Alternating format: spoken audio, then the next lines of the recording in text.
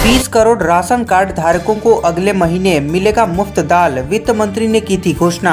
जी हां, देश भर के 20 करोड़ राशन कार्डधारी परिवारों को मुफ्त दाल वितरण मई के पहले सप्ताह में गति पकड़ेगा। सरकार ने कहा कि इस काम के लिए 5.88 लाख टन दलहनों की परिवहन व्यवस्था और मिलिंग का काम तेजी से चल रहा है। अधिकांश लाभार्थियों को अप्रैल में ही या फिर मई के पहले सप्ताह तक पहले महीने का कोटा मिल जाएगा। कई राज्य पहली बार में ही तीनों महीनों के लिए दाल वितरण करने की स्थिति में हो सकते हैं। सरकार ने कहा कि जो राज्य बच जाएंगे उनमें मई में ही या फिर अधिक से अधिक मई के तीसरे सप्ताह तक तीनों महीने अप्रैल, मई और जून के लिए वितरण कार्य को पूरा करने का प्रयास किया जा रहा है। करीब महीना भर पहले वित्त मंत्री निर्मला सीतारमण ने प्रधानमंत्री गरीब अन्न योजना के तहत सार्वजनिक वितरण प्रणाली के तहत पंजीकृत प्रत्येक परिवार को 3 महीने के लिए 1-1 किलो दाल मुफ्त वितरण की घोषणा की थी। इस बढ़ती बीमारी के कारण लॉकडाउन के दौरान गरीबों को उचित मात्रा में प्रोटीन उपलब्ध हो, इस बात को ध्यान में रखते हुए यह कदम उठाया गया था। लॉकडाउन में काम शुरू करने के लिए कंपनियों को नहीं मिल पा रहे हैं मजदूर, कच्चे माल की कमी ने भी बढ़ाई समस्या। जी हां, केंद्र सरकार ने लॉकडाउन के दौरान अर्थव्यवस्था को गति देने के लिए कई सेक्टरों की कंपनियों को कामकाज शुरू करने की मंजूरी दे दी है। इसके अलावा कई राज्यों की सरकारों ने भी आर्थिक गतिविधियां शुरू करने का निर्देश दिया है। इसके बावजूद कंपनियां अपना कामकाज शुरू नहीं कर पा रही हैं। कंपनियों के सामने अब कामकाज शुरू करने के लिए मजदूरों की कमी और कच्चे माल की समस्या पैदा हो गई है। यह खुलासा कॉन्फेडरेशन ऑफ इंडियन इंडस्ट्री यानी CII के एक देशव्यापी सर्वे से हुआ है। CII ने लॉकडाउन से बाहर निकलने के लिए विभिन्न क्षेत्रों और साइज की कंपनियों की हकीकत जानने के लिए यह सर्वे किया है। सर्वे में शामिल 39% उत्तरदाताओं ने माना कि कामकाज शुरू करने में बाधा आ रही है और कच्चे माल और तैयार माल के आवागमन में देरी हो रही है। 23% ने कहा कि ऑपरेशन शुरू करने के लिए माल की उपलब्धता नहीं है। सर्वे में शामिल केवल 15% ने माना कि सामान का आवागमन समय पर हो पा रहा है। 42% ने माना कि कर्मचारियों का पास देने में देरी हो रही है या फिर पास उपलब्ध नहीं हो पा रहे हैं। सर्वे में सामने आया है कि 58% कंपनियों के पास काम करने के लिए 25% से कम कर्मचारी उपलब्ध हैं। वहीं केवल 10% के पास ही कर्मचारियों की संख्या आधे से ज़्यादा है। लॉकडाउन के बाद इस दिन से उड़ान भरेंगी प्राइवेट एयरलाइंस। जी हां, प्राइवेट विमानन कंपनियों ने अंतर्राष्ट्रीय और घरेलू रूट्स के लिए बुकिंग शुरू कर दी है। इन कंपनियों की वेबसाइट से यह जानकारी मिली है। कुछ मीडिया रिपोर्ट्स में कहा गया है कि स्पाइस जेट और गो एयर ने बुकिंग शनिवार से ही शुरू कर दी है। ये दोनों कंपनियां 16 मई से उड़ान भर सकती हैं। इंडिगो और विस्तारा 1 जून से अपनी सेवाएं शुरू करेंगी। हालांकि सरकारी क्षेत्र की विमानन कंपनी एयर इंडिया ने बुकिंग स्टार्ट करने के बारे में अभी कोई कदम नहीं उठाया है। करीब 1 सप्ताह पहले ही नागर विमानन मंत्री ने इन कंपनियों द्वारा बुकिंग रीस्टार्ट करने पर रोक लगा दिया था। इन कंपनियों से कहा गया था कि केंद्र सरकार के अगले आदेश तक वो किसी भी रूट के लिए बुकिंग शुरू ना करें। अब बीमा खरीदना और शेयर बाजार में निवेश करना होगा आसान, सरकार ने आधार से KYC को दी मंजूरी। जी हां, वित्त मंत्रालय ने 29 इंश्योरेंस कंपनियों और 9 स्टॉक और सिक्योरिटीज इकाइयों को eKYC यानी नो योर कस्टमर के लिए आधार के इस्तेमाल की इजाज़त दी है। इस कदम से ये कंपनियां अब eKYC कर सकेंगे, इससे KYC करने की लागत में भी कमी आएगी। सरकार के अनुसार इससे छोटे और खुदरा निवेशकों को फायदा होगा, क्योंकि अब उन्हें KYC के लिए कागजात पेश करने की जरूरत नहीं पड़ेगी।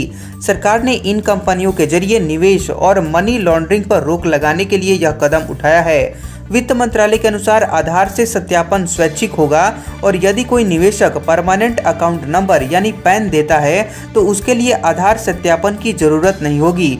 इससे उसके पास KYC कराने के लिए विकल्प मौजूद रहेंगे। पीएम मोदी ने कहा, इस बीमारी को लेकर सावधानी हटी तो दुर्घटना घटी, 2 गज दूरी बहुत जरूरी। जी हां, प्रधानमंत्री नरेंद्र मोदी ने देशवासियों को आगाह किया है कि इस बीमारी को लेकर जिन जगहों से अच्छी खबरें आ रही हैं और नए केस नहीं आए हैं, वहां पर लापरवाही नहीं होनी चाहिए। प्रधानमंत्री मोदी ने एक बार फिर कहा कि इस बीमारी को लेकर लापरवाही और भी ज्यादा मुश्किल में डाल सकती है। प्रधानमंत्री मोदी ने मन की बात कार्यक्रम में देश की जनता से इस बीमारी को लेकर किसी तरह की लापरवाही नहीं बरतने की अपील की। प्रधानमंत्री मोदी ने मन की बात कार्यक्रम में कहा कि बुजुर्ग कह गए हैं कि हल्के में लेकर छोड़ दी गई आग, कर्ज और बीमारी मौका पाते ही दोबारा बढ़कर और ज्यादा मुश्किल में डाल सकते हैं, इसलिए इनका पूरी तरह उपचार बहुत आवश्यक है। प्रधानमंत्री मोदी ने कहा कि इस बीमारी को लेकर अति उत्साह में स्थानीय स्तर पर कहीं कोई लापरवाही नहीं होनी चाहिए।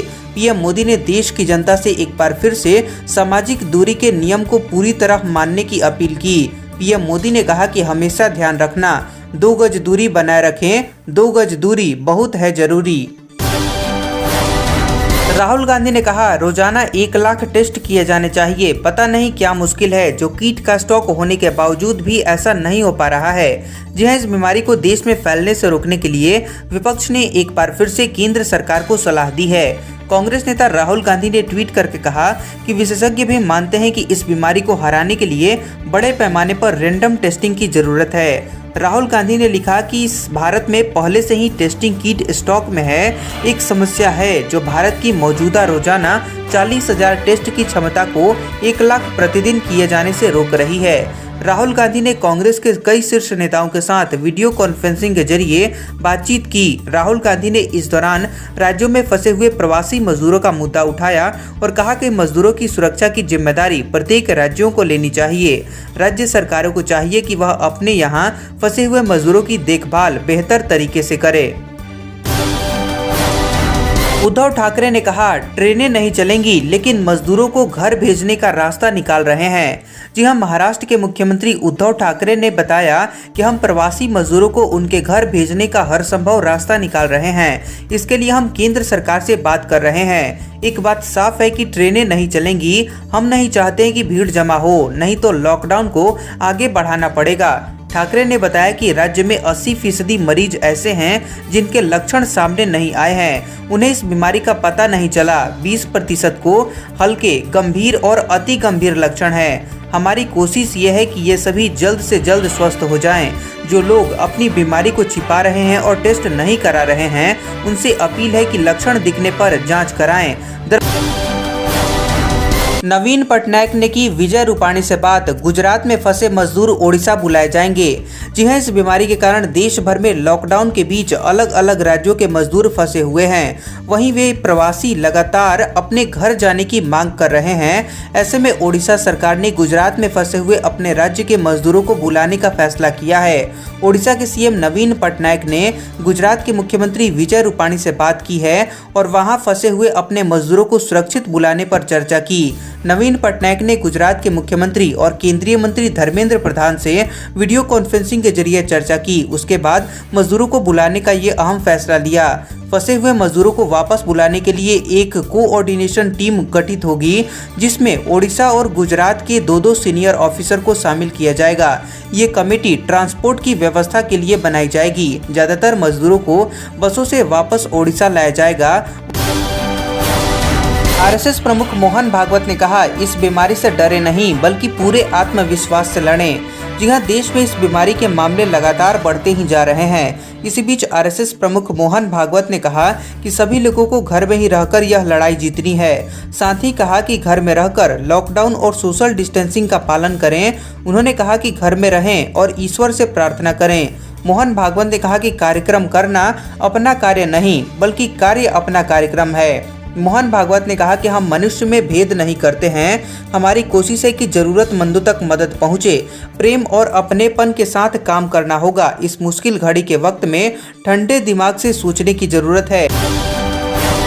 अब हम अगले 24 घंटों के दौरान देश भर के संभावित मौसम पूर्वानुमान के बारे में बता रहे हैं।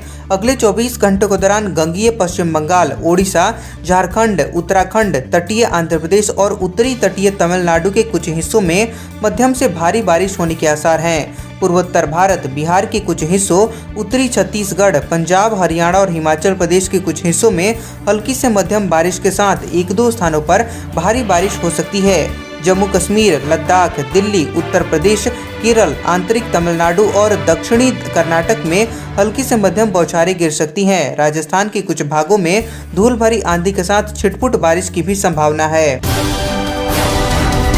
आज का माइंड कुछ क्वेश्चन आ चुका है, भारत का स्वर्ग किसे कहा जाता है? आप इस सवाल का जवाब जल्दी जल्दी कमेंट बॉक्स में दे दीजिए। और अगर आपने अभी तक जियो न्यूज को नहीं सब्सक्राइब किया है तो चैनल को सब्सक्राइब कर लें ताकि देश दुनिया की आप सारी खबरों से रह सके अपडेट। तो मिलते हैं दोपहर और दिन भर की खबरों के साथ। अभी के लिए धन्यवाद।